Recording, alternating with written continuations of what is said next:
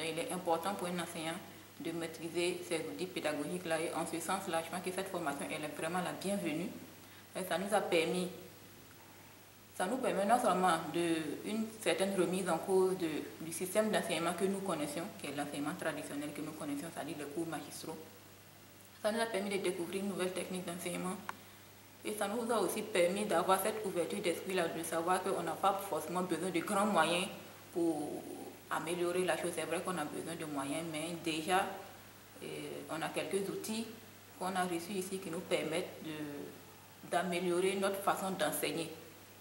Un réseau d'enseignants qu'on va essayer de créer effectivement pour voir comment est-ce qu'on peut mettre déjà en œuvre cette pratique et à notre niveau de façon individuelle, et de voir aussi comment est-ce que de façon interactive, c'est-à-dire entre enseignants, comment échanger. Par exemple, pendant un cours, je peux inviter un enseignant d'une autre discipline qui maîtrise par exemple un aspect de mon cours, venez assister à mon cours et échanger avec les étudiants.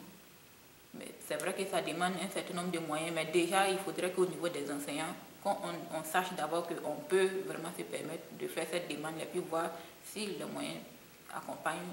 USAID, c'est s'il peut vraiment organiser une autre session qui nous permettra vraiment de mieux comprendre, qui nous permettra d'être mieux outillés en matière de pédagogie dans l'apprentissage interactif. Ça nous sera plus utile parce que là, c'est comme si on avait eu des notions, c'est une introduction à la chose. C'est vrai qu'on a des notions, mais on n'est pas, comment je vais dire, on ne maîtrise pas encore la chose. Donc si on pouvait avoir d'autres formations, ça nous permettrait d'améliorer également notre formation au niveau